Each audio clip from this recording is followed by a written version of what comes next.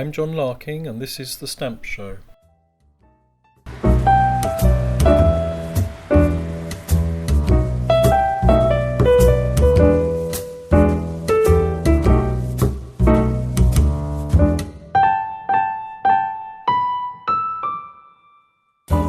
I had a collection of the 1948 silver wedding low values of all the Commonwealth.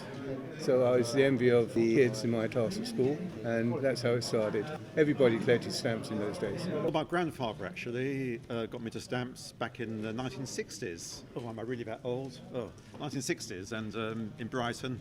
And I was fascinated by his big albums, and that's what got me going. A stamp had a face value of £1 on it, and a pound is like £20 now, and I thought that's a lot of money. So I got to start collecting it, thinking one day I'd get rich. And 25 years later, I'm still trying. When I was in the Navy, I got my hand sliced open, I've got a wire in there, and I was hospitalised.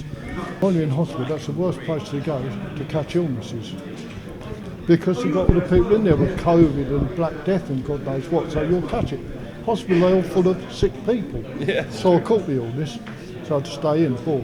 So I said to the postman, camp postman for the hospital, give me some stamps on board.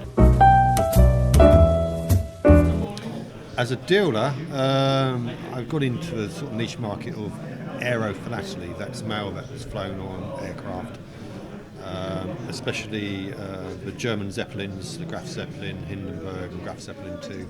I specialise in German area too, which I'm well known for, so I do a lot of sales in that sort of area too, yeah. As well as the Zeppelins, I'm probably number one dealer in Zeppelins now in the UK. It's a whole new world, and it's a lifestyle. You meet people.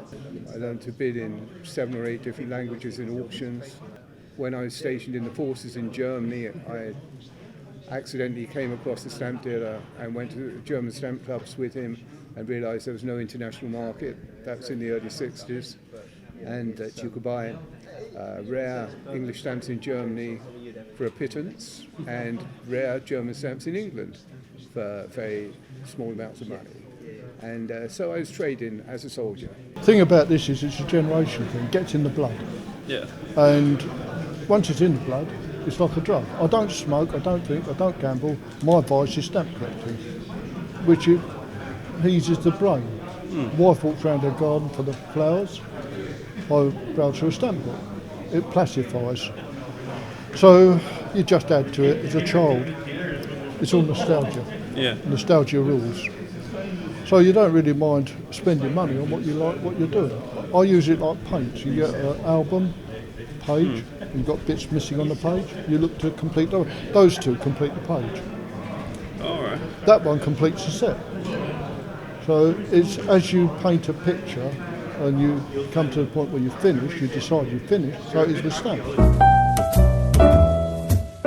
Oh, don't talk about a pandemic. It was more of a mental challenge than a physical one, but I did all right. I did it mostly postally, actually. That's all I could do, really, because all the auction houses were shut. I send boxes out to various other people on trust, really, and never had anything back. They just say, can you make me up a £500 box? And I do it and throw a few things in, and I get a check on by return post. Yeah, it was a learning curve. It was a bit panicky at first because nobody knew how long this was going to go on for. Yeah. We didn't know whether the government was going to help us or not. I do a lot of my business at shows and exhibitions like this one today, and of course all those events were cancelled. But I do mail order as well. I produce these little sort of glossy magazines like that. They went down very well with collectors because, like myself, they were also stuck at home. They couldn't go to the stamp fair. I used to collect penny blacks and tuppenny blues. Yes, those were the first 2 stamps that were produced in England in 1840. I haven't got any now, but I used the collection I had to buy a chunk of shares in my previous company. Favourite stamp, probably 2 favourite stamps. One of them is quite a famous Falkland Island. It's a 5-shilling penguin. I've got one under the glass down there. And another one is Austria. Austrian stamp, 1933 WIPA exhibition stamp. This one line engraved. The engraving is absolutely beautiful. The Austria, without question, yeah. It was a lovely, ornate, sort of Rococo style designs, and which you don't get on the modern stamps, like those ones, for example.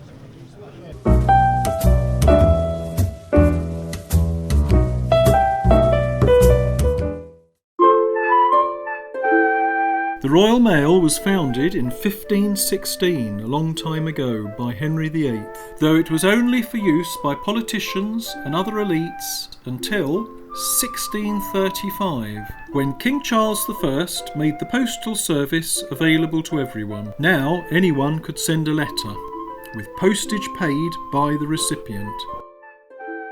Letters could be sent hundreds of miles, but not short distances, until 1680, when the London Penny Post was founded. Letters could now be sent within London and nearby boroughs for a penny. Then, in 1840, Rowland Hill invented the stamp.